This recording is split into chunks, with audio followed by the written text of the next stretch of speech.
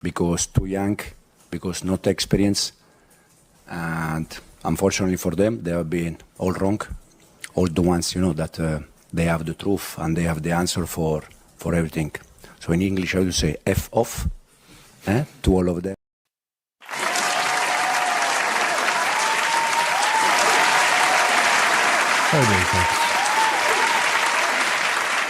How are we doing?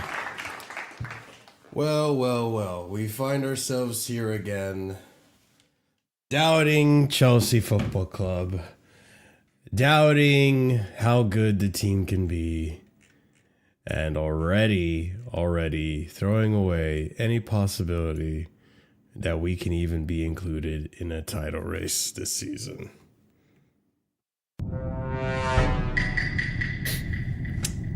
Well, ladies and gentlemen, I am here today to tell you why you're wrong.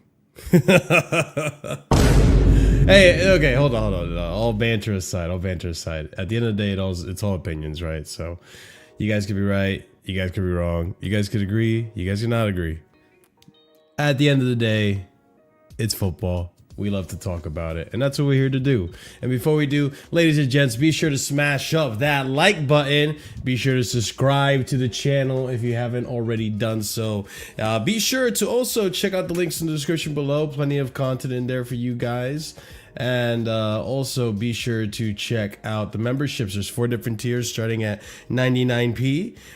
Very easy way to, well, I say easy for those who are fortunate in life that can afford that kind of stuff. But very, I guess, one of the easier ways to help support the channel and keep the lights on. Because, you know, I personally, you know, like putting and adding things to the channel and helping it grow. And bear with me, people, as I'm trying to remove this freaking tag from my kit.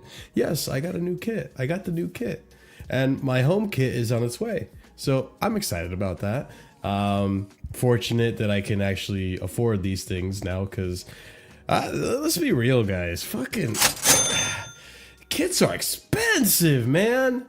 Kits are expensive as fuck. And you know what? I regret not having bought a away kit during Club World Cup. I'm just gonna come out and say that because I prefer the Club World Cup logo on the sleeve and not in the middle. And that was one of the only kits in that time that actually had that. So that's a wah-wah on my part. So it is what it is. But hey, still lovely kit, and I will give praise to the first person who can guess the player I have on the back of this kit. So yeah, go ahead, chat, have fun. But yeah, big up to everyone. Hopefully you guys have been doing well. Hopefully you guys have been fine. It's been a little bit of a while since we've done a Casually Chelsea show. The last time we did one was with Jimmy, and so it's been a long time coming. We'll say that it's been a long time coming since we've needed to do one of these, because a lot has happened since the last one, people. And a lot has changed, even opinions. It is not João Pedro. Actually, chat, you guys keep guessing. Eventually, I'll address it once someone gets it. But we're going to continue on to the show. Ladies and gents, big up to you guys. Every single one of you. Welcome, welcome, welcome. Big up Forever Chelsea. Big up Pels, Pierre Romero, JC, all the people here. Goddamn, Pels. Freaking A. That was quick. Yeah, it's Esteval. The right spelling of Esteval, mind you. But yeah. I'm freaking attached to the freaking thing. But yeah, Esteval. There you go. There you go, folks. Got that Esteval kit. That's what's up. That's what's up, bruh. Fucking minerals, bruv. Talk about real minerals. Salute to the chat. Up to Chelsea, of course. Up to Chelsea. Up to Chelsea. Come on in. Grab some popcorn, people. Relax, because we're gonna talk Chelsea. I'm gonna tell you guys how things have changed now. So I can't pull it up, but obviously you guys already know. There's plenty of the disrespect to Palmer. What are you talking about? I have a Palmer kit. I got my kit last year was Palmer. Oh, Flawless in the building. That's what's up. Big up, Flawless. Big up, big up. Oh, man. Big up. Hope you've been well, my friend. Oh, yeah, we'll talk about that. We'll talk about that. We're definitely going to talk. We're gonna cook. We're going to try to cook at least. You know, I definitely won't burn the dish. I know that, but might be missing some salt, maybe some pepper. I just noticed what I did there. Man, natural genius. Anyways, ladies and gents, let me tell you something. For those of you who, I guess, have a broader view on what this team can do, and by broader view, what I really mean is that, like, you weren't closed-minded to the idea of this team from day uno, like a lot of people. You know, you recognize the flaws in Enzo Maresca, but at the same time can acknowledge the good things about it and the pros of it. It's a game of pros and cons. It's a game of pros and cons with managers in most parts. Like even Pep, who a lot of people rate as the greatest manager of all time. Man City fans will tell you, like, yeah, this guy's got his pros and cons. Like, sometimes he's really stubborn. How many times I've criticized him for putting Vardy on left back, and although he made something of it, when you look at the majority of that experiment, it's been mostly a failure. And now you put him back in the center back position, and he does well. Like things like that, like that. Honestly, you were pulling what I was criticizing Pochettino for with Ben Chilwell and all that bullshit when he came here. So like, it's pros and cons to every manager, right? But what I'm getting at is that we saw out the season, and although last season did get a little bleak, and I don't necessarily blame anyone for wanting to question it or even jump ship at points. Even I looked at myself in the mirror and was like, am I deluded? Am I the problem? But then I looked away from the mirror and said, no. I know what I saw with this. I'm going to trust myself in this one. And we saw what happened last season. The team turned around. All of a sudden, a switch went off, and we win on a considerable, I would like to say a considerably for our first considerably good run, right? Where like I said the stat earlier, it's a different stat now, but what after I think it was the what the fuck was the game? Oh no, this is where my memory fails me. I think it was after West Ham. After West Ham, we had our 22 last games with only 2 defeats and 2 draws and 18 victories. There's a lot of W's there. That's a relatively good run of games. So since Fulham up until that, right? I think, and people are going to say, oh, but it's a team you face Brazilian teams and all this and that. Oh, you're counting Conference League games and all this and that. Listen, guys. At the end of the day, football is exactly what it is. It's fucking football. We watch it for the upset sometimes. Right? I understand, obviously, like a team like ours where we invest more money into our team. We have, you know, from a financial standpoint and from like the world's big stage standpoint, obviously teams like Chelsea are going to have the better teams. And when you do lose, you're expected to win most of those small games for a reason. I understand that. But at the end of the day, sometimes when you put 11 man on the pitch versus another 11 man on that day, sometimes something clicks with the other team. They just have a stroke of genius. They play above their level, or the other team performs below their level. And boom, you get the upset. Boom, you get the defeat to Manchester United. Boom, you get the defeat against Bayern. Boom, you get the defeat against... What team did we just lose to? Hold on. What team did we just lose to? Yo, we won so many games since the last time we lost, I can't remember. We deadass only won 2 games, but that's how quickly I forget this shit. Brighton. Oh, yeah. Yeah. Why do I forget the Brighton games, bro? I'm just so scarred with the Brighton stuff. Flawless, leave me alone, bro. I see you. Leave me alone, bro. I'm flowing. But, yeah. We had blips. And we also had a man sent off in both of the games. That's a whole different thing, right? That was a big thing that people really love to overlook. That, oh, we were also down to 10 men. Like, anything more than the draw is probably a good thing. Because yeah, that's a significant advantage, right? Like, come on, let's be, if we're gonna think logically about how a big team should be able to be a small team, then we should be able to think logically about how 11 men versus 10, you're gonna probably favor the 11 men to win the match, right? So I understand the criticisms of the game, but there's also context to our losses. And guys, let's be honest. Unlike a certain United team, when they do lose, that's the United you're getting in games where they win, in games where they draw.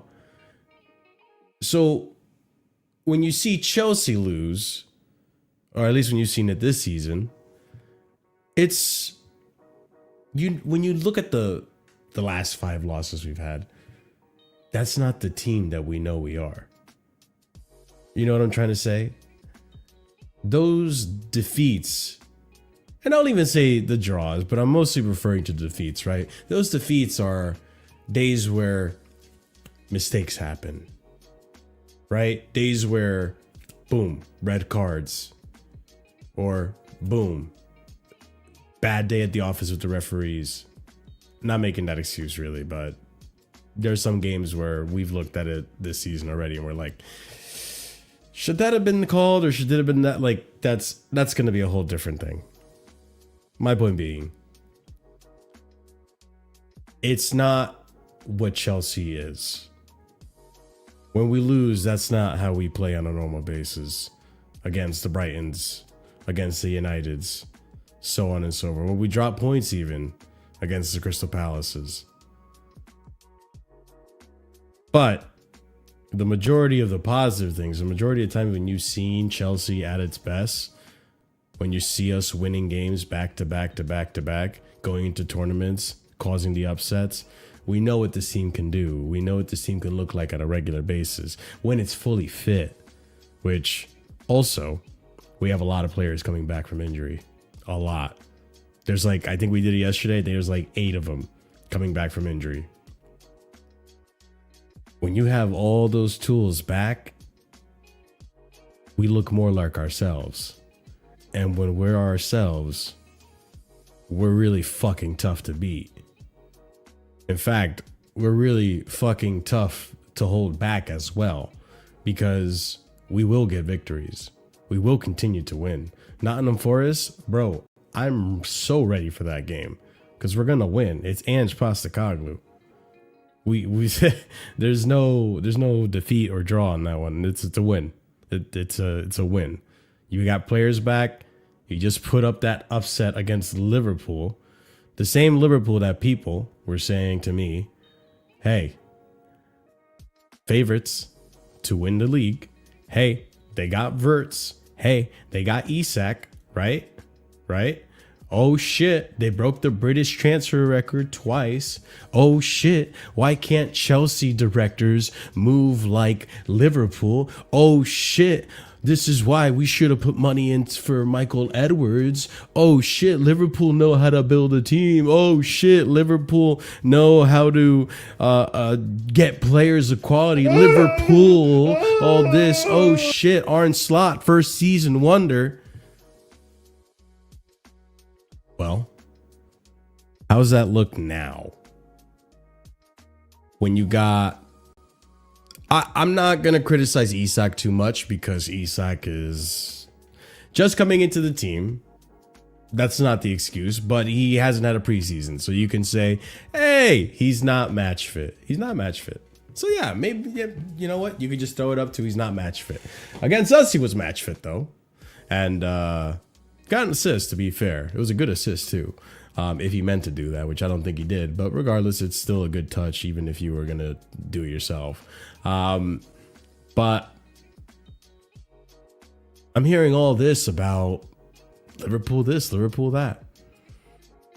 And, oh, don't even get me started with the Arsenal thing. Although, I got to be honest, like, Arsenal, y'all have been playing well recently. I've been impressed with the football. It looks consistent. It looks balanced. You guys don't look like you have too many weaknesses, but that's where my manager comes in and exposes that, right? Because, you know, we were saying the same thing about PSG, and then all of a sudden we just walloped 3-0 on them.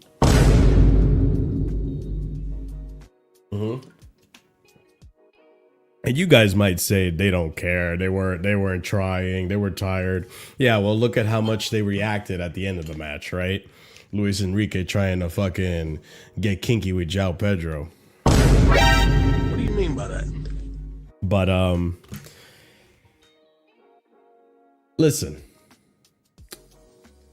I'll admit, after the United game, I was in my head thinking like, well, shit, we might just be in a top 4 race, and I'm pretty close to calling it as it is. But I never did, and I'm not going to. In fact, I feel kind of ashamed that I even did to begin with, to be honest. I should have never really doubted my team. But now I think it's time to say it, people. We're in a title race. We're in a title race. I think this season, we had a weird start. But when you see what the manager could do, when you see what some of the players that I don't even rate, people, I don't even rate. Listen, if you're watching the show regularly, If you're on the channel regularly, you already know how I feel that Benoit's iffy. I don't know if I can rely on him. You know, Fofana, half of my panel want him gone. Half of the people are saying, let's see if another season he'll actually last. If not, get him gone, like myself. Josh is so up in the air whether he's the guy that people claim that he is, or, you know, if he's just another one that's just going to have to bide his time and get his opportunity and still grow into the player that he's supposedly going to be in the future. And, you know, I have my doubts about Malo Gusto, and a lot of people, I think Malo Gusto is our worst player right now in this team as it stands, and it is unfortunate for him because he used to be, you know, under Poch, fantastic player. But when I see what the fuck those players could do when they're set up in a proper way, dog, if Scott McTominay can leave United and go to Napoli and then be contender for Ballon d'Or, I'm sorry, I'm not counting out just any player. At this point, it's one of those, like, the manager needs to put you in a pedestal, in a position for you to really succeed here. Players will naturally go through dips and troughs, but some of these players that I'm thinking there's no chance for them to stay at Chelsea put on the performance that they put on against Liverpool and have me tilting my head like, you just did that against the Premier League champions. Where the fuck is that every time you play? And then I start thinking, but if you can get them to play like that more often, then why the fuck am I supposed to think that my team is shit and that my team is just going to drop down to a top 4 race? So talk to me about Badiashile now. Do you want him gone? Do you now see what Maresca may potentially have planned for us down the line? Do you now see the potential quality that if this player is done with his injuries? Because let's also be honest in terms of injuries. When it comes to Benoit, yes, he is, as far as I'm aware, an injury-prone player. And even when he hasn't been injured, he's been up and down, hit or miss. Completely a miss during Pochettino, by the way. Complete miss. He was shit that season. Every game was a shit. Like I think his highest rated game was maybe a 5. I'll give you that, right? But I noticed that under Maresca, there was some moments where I'm like, oh, he actually had a good game. And then maybe 2 games later, damn it, that was a stinky game. And then maybe another bad game. But at least there was like a moment where, okay, there's something there. Oh, maybe it's not there. Okay, there's something there. It's gone again. If you can just keep him there, which I think the aim of the game is going to be this season, to keep some of these players at a consistently high level, which we're seeing like examples for Moises Caicedo. You could see, for example, in Enzo Fernandez. You can even see it in João Pedro, right? Like João Pedro, a player, again, that I didn't rate coming into this team at the price that he came in from Brighton after seeing what I've seen from him in Brighton, right? Wasn't his biggest fan. Seeing the player that we have now, bro, you could have put, you know, João Paulinho on the back of his shirt, and I would have been like, all right, that's a cool new player. Yeah, nice. Because he looks like a totally different player than what I saw in Brighton. So it's crazy that under this manager, some players on their day can just be top, and some players just completely transform. And I think this manager, as much as some people don't want to give him credit, is a coach, and he is improving players. And hopefully, we see that with Benoit. And I actually have a feeling that we are going to see it with Benoit. Because I think, going back to the injuries, I think there's a moment in a player's career where you're going to go through a tough patch, where you're still growing into your adult body, that will cause just a onslaught of injuries. Some people maybe are more fortunate than others, but I think scientifically there is that. Some players aren't that. Some players are just genuinely more fragile than others. But with me, I think Benoit, if you look at his physicality when he joined Chelsea versus where he's at now, right now, Benoit's a fucking beast. And the Benoit I saw against Liverpool, holy shit. It's like he's transformed. And he is now like Benoit Badiashile. Like, man can come out Club World Cup style with music and fireworks like the WWE. Like, bro, if you take a close look at him, bro, this dude's a fucking he's a monster now. Like, he's huge. He's built differently, quite. So I actually kind of believe that he might be past his injuries. He looks like he's been in the best shape he's ever looked in. And Benoit got the surgery.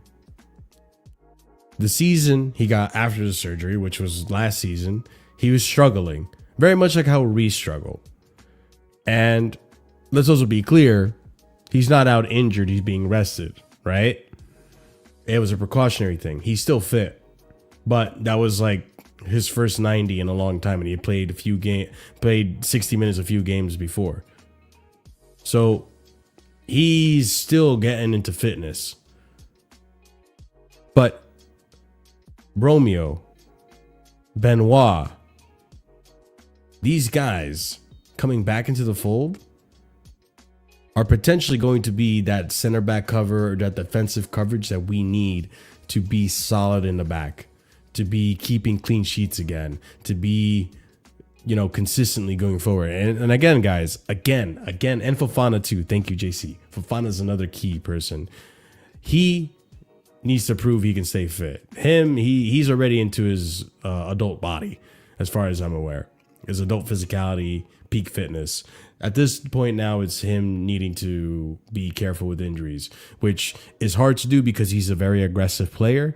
And as a result of being a very aggressive player, you will aggressively go for tackles and challenges that may cause you to get injured. Because also, people, some players, when they lose challenges, half the time it's to protect themselves because it may be a challenge or a duel that could cause an injury.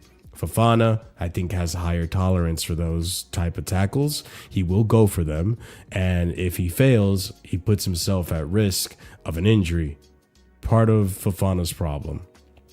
But that's besides the point. With these players staying fit,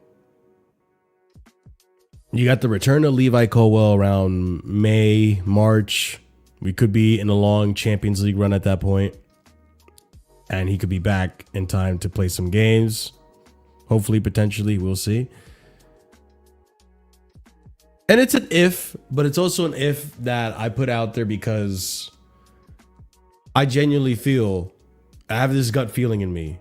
When it comes to Benoit and Romeo Lavia, I think they're past their injuries. I think we're going to see what we're seeing with Reece James right now, where Reece has now played 4 90 games in a row. And if all goes well, he plays against Nottingham Forest and we see him play again, right? Where we get to that point of fitness where he can consistently stay fit and consistently perform for the team. Because even with Benoit Badiashile, who looked like our best center back against Liverpool, and our best center back, not just in that game, this season, that's where I'm seeing it from. This season, if he can stay in a consistent form of fitness, I think he can consistently be at that level, consistently be that good for us as well. You know, if he consistently plays with Fofana coming back, if those two can form some type of partnership there, guys, our defense is fine. Our defense will be fine. We will be okay. And then at that point, it's getting the attack going again. And we've been scoring goals, people. We have been scoring goals, and we have been losing because of errors. The errors might still come and go. I'm not going to deny that. However, let's keep 11 men on the pitch. I think we just, finished our little anomaly of getting guys sent off all game, right? There's no way we're going to go 5 games in a row with red cards again. There's no way. There's no way. I refuse to believe that's going to happen. At that point, that's just ridiculous now. Like, statistically, that should not be possible. Like, because players don't play to get sent off. That's just being ridiculous. But having 11 men on the pitch, more center backs coming back to fitness, ones that can be really reliable, and ones that can keep a consistent level and can play consistently, I do think we have a good enough defense to hold us off until Levi Colwell come back. And on top of that, we don't know what's going to happen with Mamadou Sarr and Salmino, but I'm not even counting them in this equation.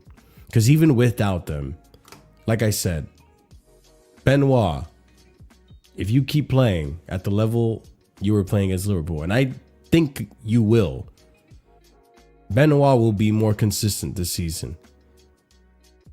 Again, what I saw on that pitch was not the Benoit Badiashile of last season. This guy has transformed. Mark my words.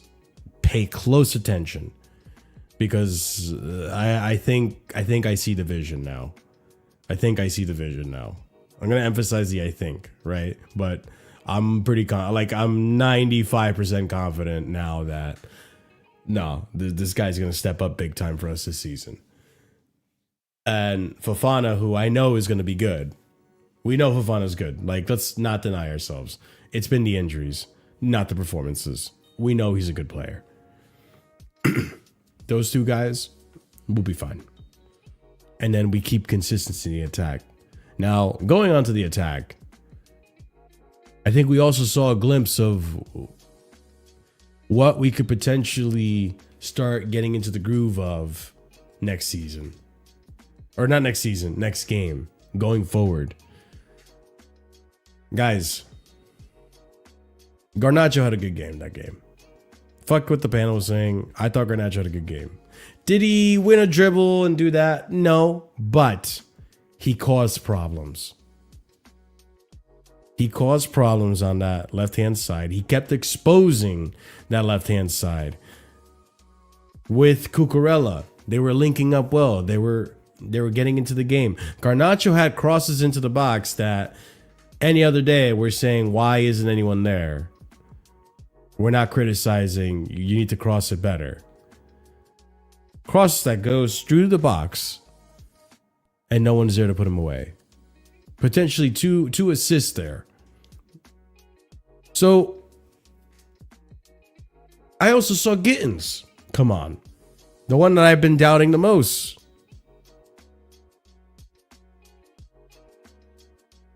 Takes a shot. Looks more like he's gelling in. Looks more lively. Also helped in the build up for the goal. And I'm starting to see, okay, this is an improvement. Guiu comes on. Guiu does what he does, whatever. Like, I need to see more of Guiu to even make this. Even Stavao in that game. That's his best game so far as a Chelsea player. He's been improving. I'm seeing these players improve. And that's what we need. And if they keep improving, which I think they will this season, like, again, I've been saying over and over again to people, you need to be fucking patient. These things don't happen overnight. These players don't automatically adapt in the course of 24 hours. This isn't fucking FIFA. This isn't fucking Ultimate Team. Let's stop taking out the humanitarian aspect of football. These are players. They're humans. Some can do it easier than others. Some have a better talent and work rate than others. They're different people. They're all individuals. I know it's hard to make excuses, and I'm not even giving excuses. I'm just giving reasoning for people who are millionaires at playing a sport that we would all love to play and earn money doing so. But at the end of the day, they're human, just like us. So things like that are going to take time. And I always say that I will judge based on the second season. First season, I'll let you get away with it. Just simply because, okay, maybe next season, this season, I'll give you a season to really adapt, gel in with teams, and find yourself in Chelsea. Second season, I gave you a whole season to prepare. Now show me what you can do. And some are getting there faster than others, i.e. Esteval. So, I'm going to be patient with it. And as my patience rewards me, we're going to start noticing that these players are going to continue to improve. They're going to get better and better. They just did it against Liverpool. Now they have to consistently do that against everyone, not just Liverpool. When we released the leash, when we released the handbrake, you saw how fluid and brilliant our attacks look. Ladies and gentlemen,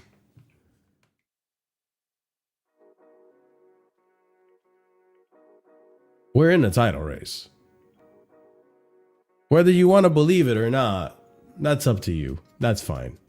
And whether you think we're going to win it or not, that's up to you to decide.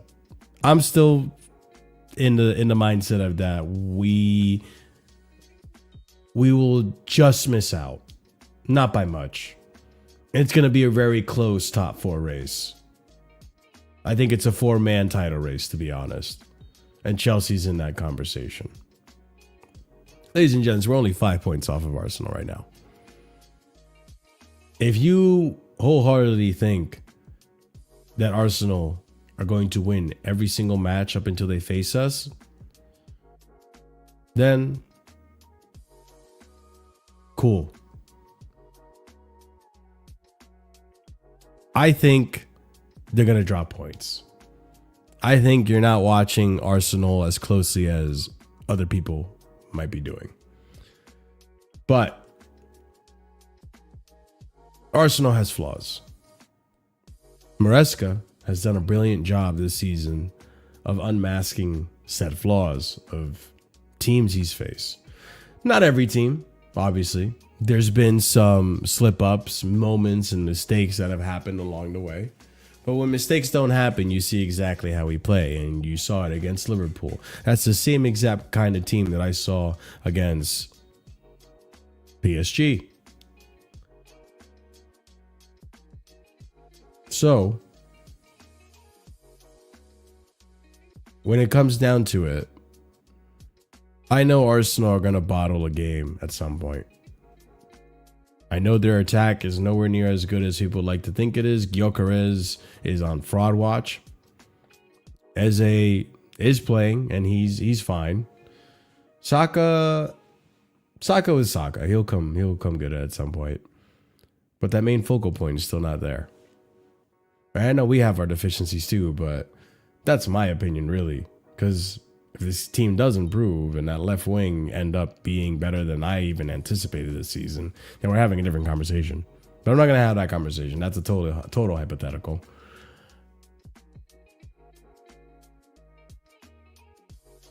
I see deficiencies in that Arsenal team, and I'm not convinced by their defense.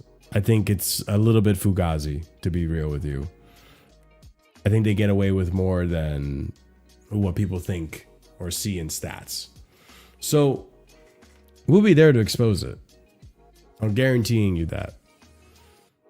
This time around, we're going to go to Arsenal. Or are they going to come to us? Are they coming to us? Where's the game? Mind you, we have Barcelona. Oh, they're coming home. They're coming to the bridge. They're coming to the bridge. Guys, Arsenal are going to come to the bridge, and we're going to beat them. We're going to beat them. The best is yet to come with this team. We did this without Cole Palmer, mind you, and without center backs with Liverpool. So I know what I saw with my eyes. You guys know what you saw as well. And some of you guys just have agendas.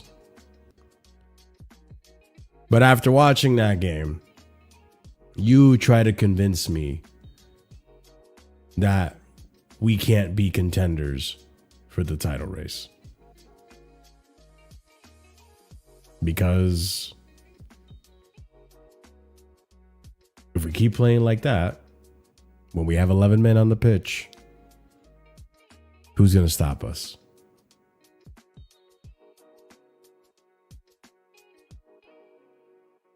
Chelsea are in a title race. I'm telling you right now. And if we end up not being in the title race, if we end up being, 10 points off of first place because we really crash out or whatever, which I don't see as happening, to be honest. I don't think we're that team anymore. Then I'll hold my hands up, say I was wrong, and be more humble next season. And reevaluate my whole life. But we'll be having this conversation about title race probably up until March. Because I do think we're going to slip up at some points. This team isn't perfect either. It has its flaws and it has its mistakes. And those little slip ups might be what cost us. Or actually, they will be what costs us a title this season. It's already happening. But going forward,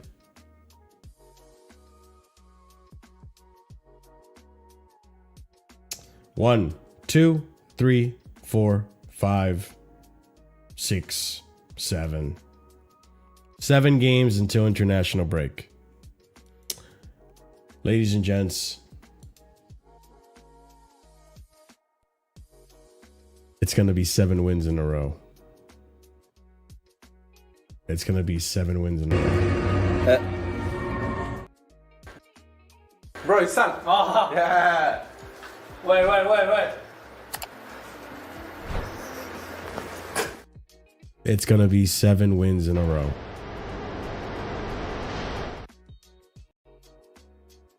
Yeah. Book it. Book it, people. 7 wins in a row up until we get to Arsenal. You'll see.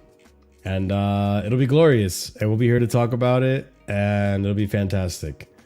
Watch, there's going to be a draw in there. And then I'm going to be fucking mudded. But 7 wins in a row. They're all very winnable games. The toughest game is going to be, whatchamacallit, Spurs. And this team needs to step up to Spurs. We always step up to Spurs. Carabao, that has to be a win. Wolves, come on now. It's Wolves. Wolves again. Carabao Cup, come on. Sunderland, we should be winning that. Ajax should be winning that. Nottingham Forest, it's fucking Ange. Stop this. 7 wins in a row, guys. No ifs, ands, or buts.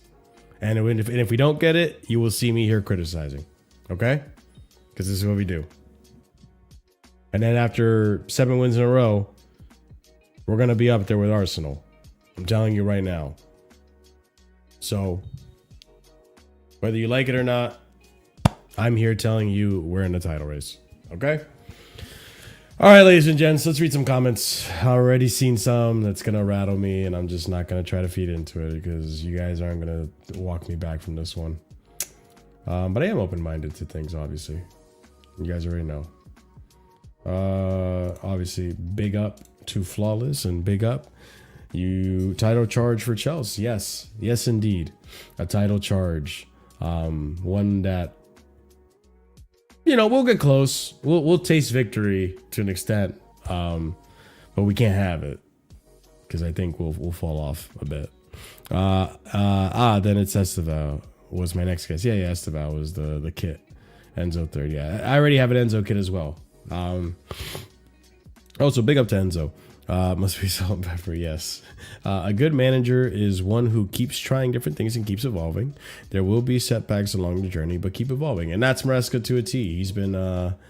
He has been testing and evolving. Fulham, Neto Screamer. Yep, that's when the whole run started. The moment Neto hit the screamer at Fulham, it was game on, baby. Yeah, it was. It was 100% game on. It was 100% game on. Yeah, ladies and gents, I keep forgetting this. Like, subscribe, share the video, hype up the video. That's another option too that you can do, is hype up the video. So yeah, don't forget to hype up the video. Helps out. Let's see. Reading. Marshall cracks me up. Hey, listen, man. Flawless cracks me up too. Me and Flawless have a good dynamic relationship here, man. I gotta get Flawless back on the channel soon. It's probably gonna be for the United thing. I already planned it. So when you guys come visit us, I'm probably gonna hit you up, Flawless, and we'll get you here and we'll talk. We'll catch up. We need some United catch up. Or I'll probably try to stop into a Sarcasm City stream, to be fair. Yeah, Liverpool's struggling. Yeah, Liverpool are struggling. They don't look good, man. They don't look good. And I'll say this. I'll be honest with you, and I'm probably going to talk to Robert about this and a few of the other Chelsea boys. But I really think Liverpool had not as good of a window as people think. In terms of flashy signings and Galacticos and stuff, 10 out of 10. Yeah, 10 out of 10. But in terms of what is going to help the team, it's looking more like a 6 or a 7 out of 10. I'm not gonna lie. They've completely neglected their defense. Konate looks like a bum. And you know what? Joey brought up a good point on American Waffle. We exposed Konate. We told Konate, hey, you can't pass to Virgil. Do this on your own, bro. We'll give you the time. And we saw how bad he looks. Bro, Konate's head's in Real Madrid. Connor Bradley, I'll be fair with you. I didn't think Connor Bradley was a bad player at all. After what I saw against us, I might have to reevaluate that take. I thought Connor Bradley was a pretty decent player. Now he's not looking that great. Mo Salah ain't pressing, and that was a big part of their team, is the pressing factor. When you have Konate that isn't performing up to standards, you have to put Gravenberch in the middle of the center backs to get that passing going. So then you're giving up Gravenberch in the midfield where you prefer to have him, and now you have to shift Szoboszlai over to right back to fit Florian Wirtz. Szoboszlai being the one that was doing all the heavy duty lifting for Mo Salah when he wasn't pressing. Dude, that team right now is in shambles. That team is in shambles. They're going through a little bit of a crisis right now. Guys, I'm telling you, they're going through a bit of a crisis. And yeah, we'll see how they fix up. Because Van Dijk can't do everything in that defense. And if you can't have Szoboszlai and Gravenberch in that midfield, and Wirtz isn't giving you what you need, and these other players aren't giving you what you need, McAllister too has been horrible this season, it's looking peak for Liverpool. I ain't gonna lie to you. It is looking peak for Liverpool. The touch was meant for him. He wanted to take it down and swivel for a shot. Yeah, I think, yeah, it looked like it was meant for him. You was right, no doubt. You was right to doubt them. Oh my, yeah. I mean, listen. To be fair, yeah. I was right to doubt my team for a little bit, but also to be fair, 4 games in a row where you get a red card is kind of crazy. You know, we looked a little better in that Benfica game. Wasn't a great performance, but at the same time, we were mostly dominant in that game. And then João Pedro gets sent off at the end. And now we saw against Liverpool. So this is what Chelsea looks like when they have 11 men on the pitch. Who would have thought? So, yeah, I had my doubts because some of the things the manager was doing, I was like, what's going on here? But I knew it was early onset. I always told myself, you know what? Just be patient. It's not even the first 10 games yet. And some of the games where we did lose, like against Bayern, I was like, I saw the idea. On that day, we just couldn't pull it off, and it sucks. We just need to be sharper and better. Then, yeah. So Sorry, I just saw a comment that threw me off, you piece of shit. You know who you are. So yeah, I was convinced that, yeah, this team will come back. There's no way we're on a decline. I don't see it. I know what I saw in Club World Cup. You ain't gonna convince me that this was just a one-off thing and that it was all because we played Brazilian teams and all this. No, not at all. Fuck out of here with that bullshit, bro. Miss me with that shit. Beauty of football, it's never perfect science. Maresca has his methods, which indeed are gradually improving the team. Yeah, exactly. Dark just saying no. Big up, Dark. Except for United game, Maresca has always tried to attack, even with 10 men. I kind of want him to stay on this track. I think he kind of has to, due to the circumstances that our center backs aren't as good as we thought they were. But at the same time, that's really only referring to Trevor Chalobah, who's been playing the most. If Benoit, like I said, if this is what I think it is with Benoit, and he's on his way to just being more fit more often, I think we're gonna be all right. I think he's a good enough center back. When Benoit is at his best, he is a great center back, and you guys know that. He is fantastic. We were even shouting him out for potential signing of the season in that season that we got him, or player of the season in that season that we got him. Like, he was in that debate with Thiago Silva. So yeah, I'm not having this. This guy is a good center back, and he was young then. He's only improved since then. So with Maresca, I do believe players can improve, and I think he's one that has improved, and I think his injury days are probably behind him. He had the surgery for the really bad injury. Last season was the first season back from that injury, struggling to stay fit because you are recovering and you're coming back from a surgery, changing the anatomy of your body, changing how you play, changing how you have to, even walk because it's your hamstring. All these things are a big factor. It's not as black and white as people think. You come back to injury, you're perfectly fine. You're not going to get injured again. And if you do get injured again, you're injury prone. Listen, sometimes you get a bad injury, you come back, you take a few more injuries, and then once you're past those injuries, you're good to go for a while. So I think that's one of the cases of Benoit this season. I think this season, we're going to see Benoit being the most fit he's ever been in terms of staying available. And with Fofana, it's a little bit more tricky.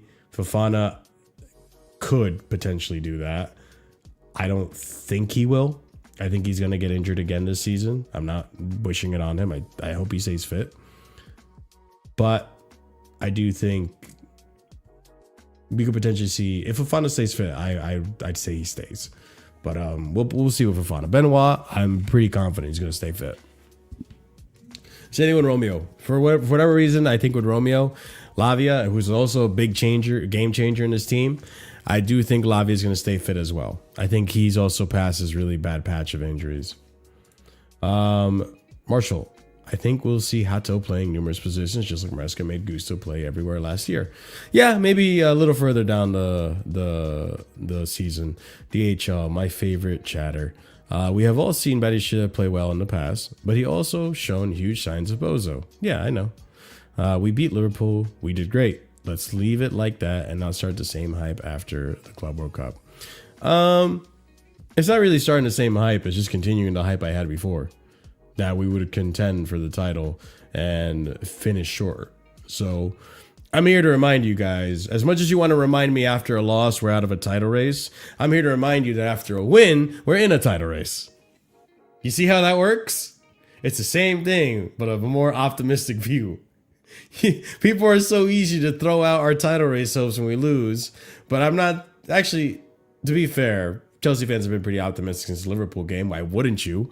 Like, if that performance from Maresca does not convince you that this manager is going to be good to go for us, is he the one to take us to full glory? We will see. But that he's at least a good manager, nothing will convince you. You're just pure Maresca out at that point. And I'm not saying this to you, DHL. I'm just saying to the general consensus, right? Like, listen, man. If that performance doesn't convince you, then nothing will. At that point, just admit your Maresca out and we move on. All right.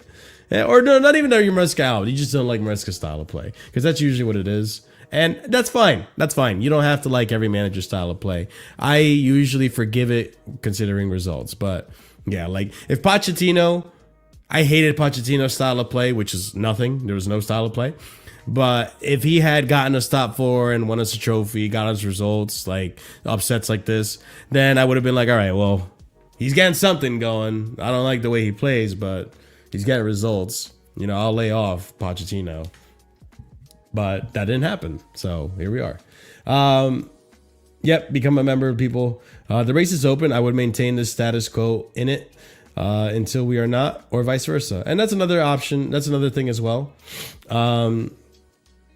DHL, I think the title race is going to be a 4-man race. So it kind of, I'm not trying to like be vague and say, oh, but I said it was going to be a close title race. So technically top 4 is in there, right? No. When I hear people say top 4, I think like a strong gap from first place, like last season, essentially, when Liverpool ran with it, right? That's not what I mean. What I mean is that this season, we will be close. And I think top 4 will only be like, 4th place will only be like 4 or 5 points away from the top. I think that's a top 4 or 4 teams that are in a title race. So I do think it's going to be like a 4-man race, essentially, this season. We're going to give everyone a run for our money. Because there's been a 3-man race before with City, Liverpool, Arsenal. Like, that's been a thing, obviously. But also, we've never been in the conversation. This year, I think we will be in the conversation. Are Spurs in the title race? No. They're in a top 4 race, though. I'll give you that. Where I do think they're going to be in and out of top 4, but they might miss out because they might not be able to keep up with the top 4 teams. So I think Spurs finish 5th. There's no clear favorite. Arsenal has trump cards of Arteta, a gift which keeps giving. That is true. Are you convinced by their manager? No, I'm not at all. What have I been drinking today? Water. We're in the title race until we're not, I reckon. Yeah, I guess so. You're not wrong, Coco. Our run is tough again, but we had one already. We'll be fine. This run will be fine. Like I said, 7 out of 7 wins. That's what I'm telling you right now. This is, surprisingly, this is an easier run than the run we had before. I'll be honest with you. The first 7 games that we had, right? Because we went through 7 games. Or at least 7 fixtures. We had Bayern in there. We had Crystal Palace in there, which also, by the way, in that conversation of a top 4 race with Spurs. Okay? Don't sleep on Crystal Palace. Crystal Palace is a good team. Don't you fucking dare sleep on Crystal Palace. Chat. Come here. Listen to me. Listen to me, chat. Chat. Listen to me. Ignore that. Well, you didn't really need to ignore it. It was more of a, that's my to-do list. Chat, listen to me. Don't underestimate Crystal Palace. There's a good team there. Just because they're named Crystal Palace doesn't mean shit. There's a good manager there and there's good players there. And when Oliver Glasner leaves, don't be surprised if Crystal Palace gets stripped of Mateta. Pretty much every good player that you want from that team that could go places. They'll be stripped apart. So, yeah, let's put you back here.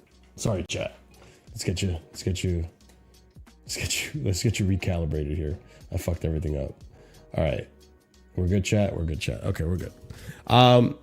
Yeah, I had to get up and close and personal because I need you to realize like Crystal Palace are a good team. Okay. So yeah, I think that run was tougher than the run we're going to go into right now. So the run we're going to go into right now needs to be 7 wins in a row. I am thinking out of the jinx. Okay. Oh, I'm thinking of how to jinx the jinx. Oh, my bad. If it's 1 draw and 6 wins, I would take that right now. I mean, yes, I know what you're saying, but I really think it needs to be 7 wins out of 7.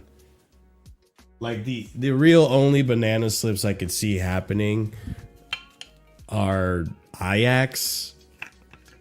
But even then, like, come on, man. We need to beat Ajax. There's no way we don't, man.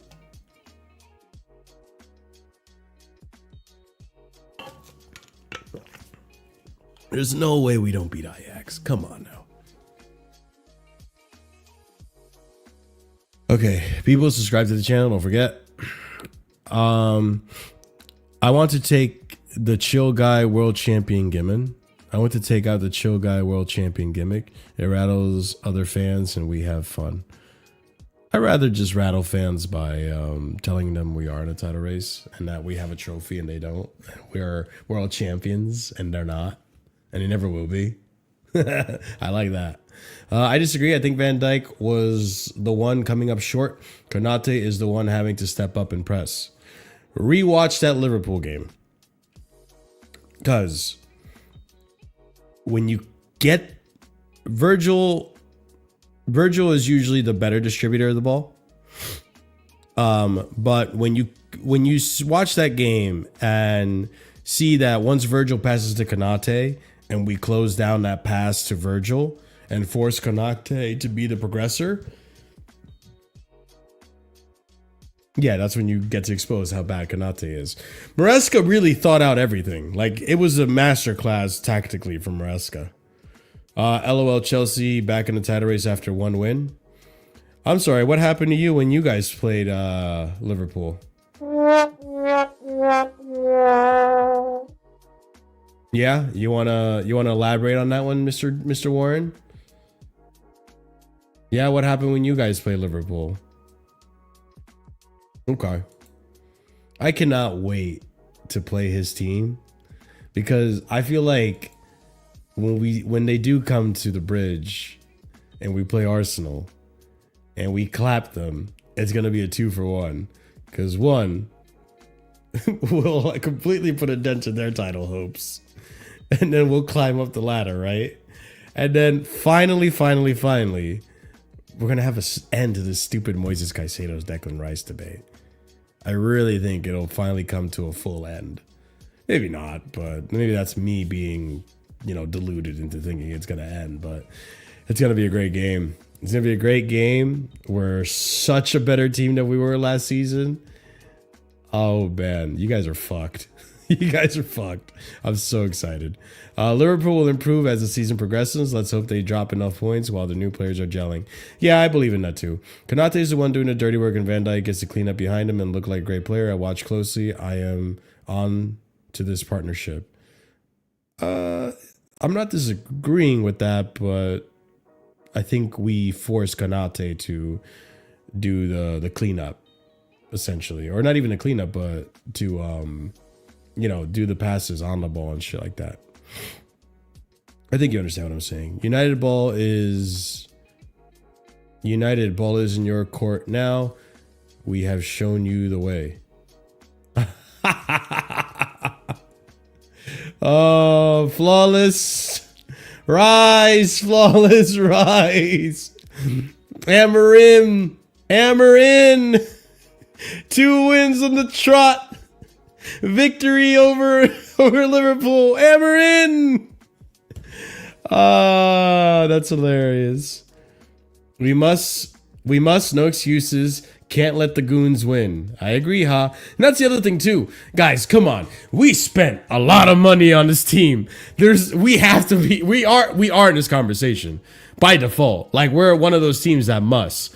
Like, I know the biggest pressure this season is going to be on Arsenal because now they have no excuses. They got their striker. They reinforced in their center back. They got their left winger. They have right wing backup now for Nani. Everything that they complained about last season, this season they covered. On top of that, they were supposed to be there last season. They had injuries which exposed them, yada, yada, yada. This Liverpool team is not as good. I'll admit, this is the best I've seen Arsenal since the time they actually went on a title charge. So they must. They have the most pressure because you can't be continuing this run of no trophies and not winning the league, right? You can be second place for as long as you want. That's how Wenger eventually got the sack. 5 years into the project. So they must. Man City, you spent a lot on a lot of players. You spent a lot of money on a lot of players. You're in that conversation because of that, because you also were the previous title contenders before this season. And Liverpool, you broke the transfer record twice. You also must. You're a very close must to Arsenal. I'm going to edge it to Arsenal because they've been challenging multiple times now and they need to show something for it. So, honestly, most of the pressure's on Arteta, not really Arsenal, right? But Liverpool, you also must. But we're not out of that conversation. We spent 1.5 billion, people. Most teams, after they invest that much money, are in that conversation. So I'm not saying that we're out of the must conversation because we also must. We should have musted last season. Let's be fair.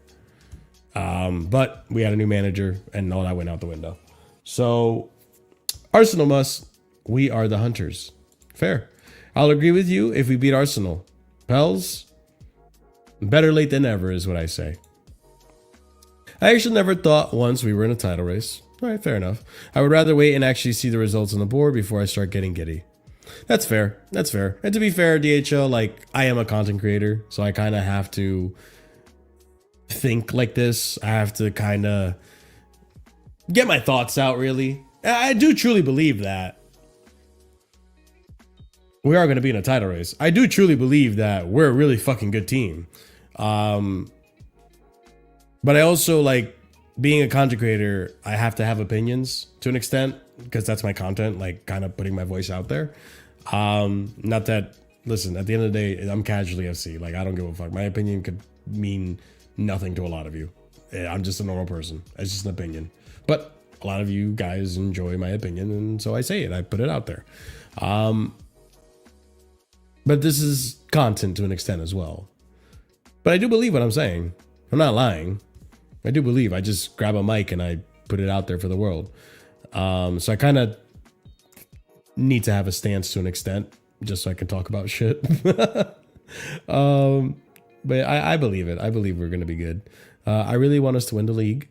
I do too. I do too. If we win the league, this manager needs to get a bonus.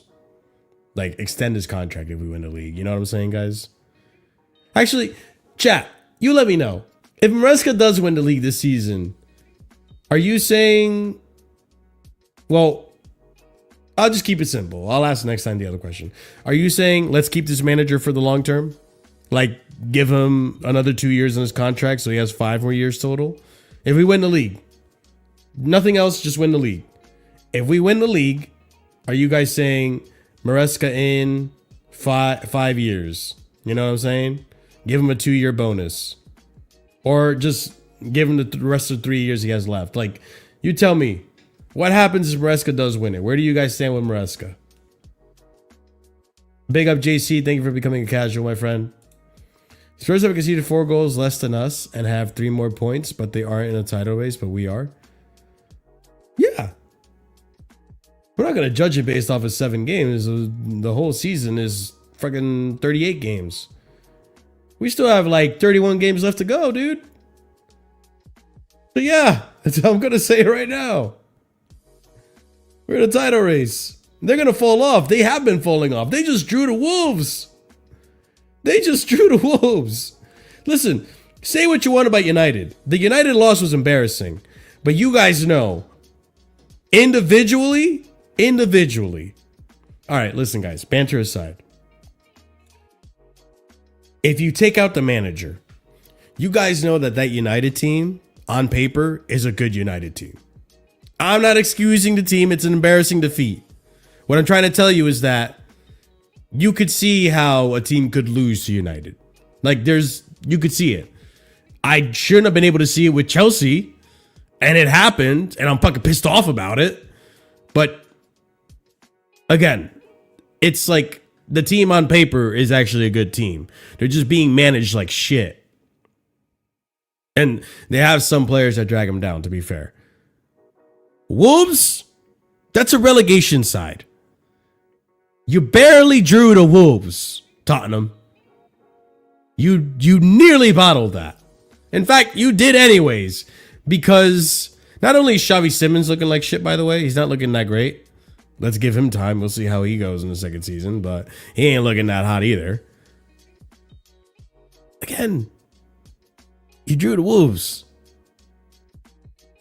Could never be me.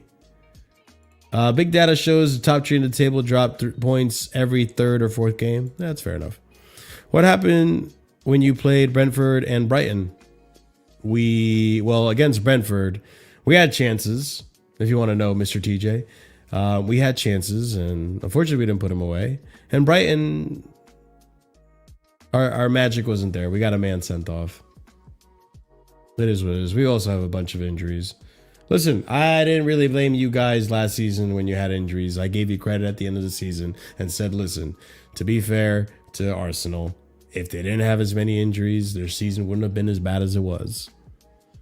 I give credit where credit is due. But yeah, no, it wasn't our best matches. But we're warming up, man. We're warming up. We're a little late bloomers. We came a little late to the party.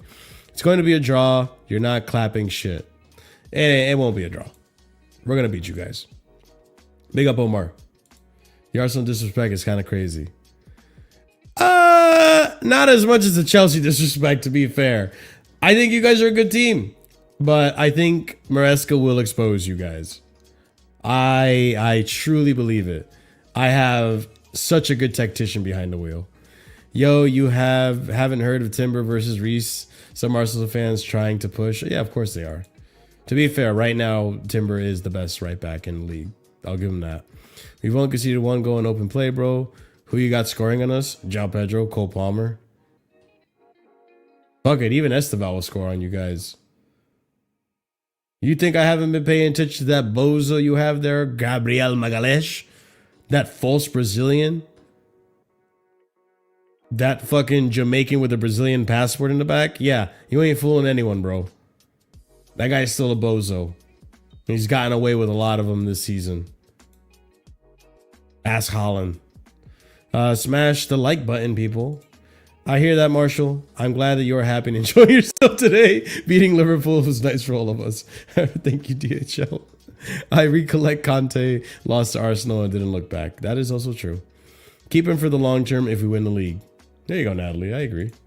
No contract renewal. Same contract. We wait and see the next season. No need to renew when he would still have 3 years. Yeah, that's a logical and a sensible way of thinking about it, actually. Yeah, that's true. You're right. Then after, when there's a year left, then you decide if you want to extend or renew. I would still extend. I mean, you got a manager to win you the league.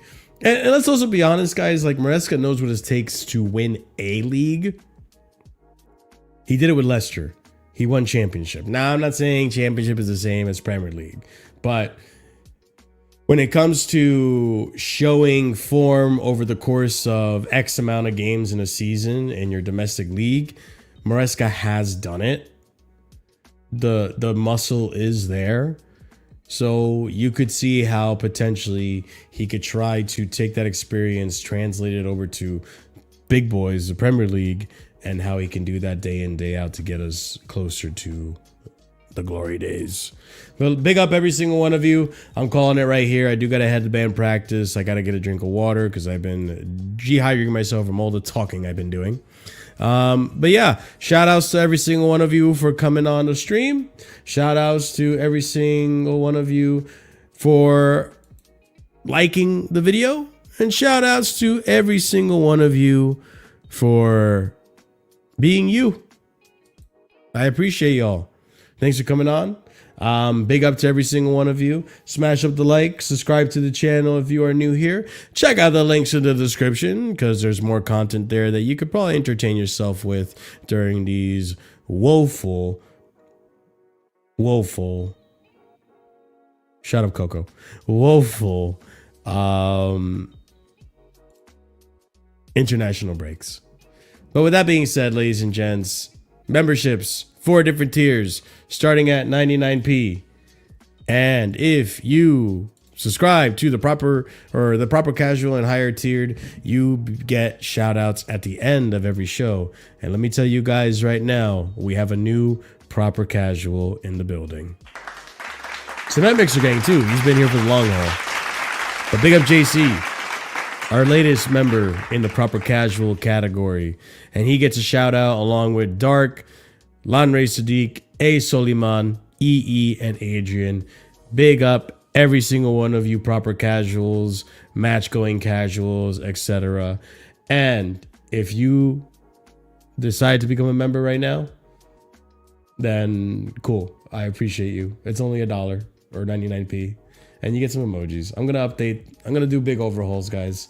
It's long overdue. It's gonna be on my to-do list, which you saw earlier. So yeah, we'll get it done. But until then, big up to every single one of you. Go ahead, say hello, say what's up to Sai TV. Enjoy the content over there. Copy and paste a raid message. Big up to Logic. Big up DHL, Coco, and all you fabulous people. I'll see you again Sunday, I think, for hopefully a Casually Chelsea show. We'll see.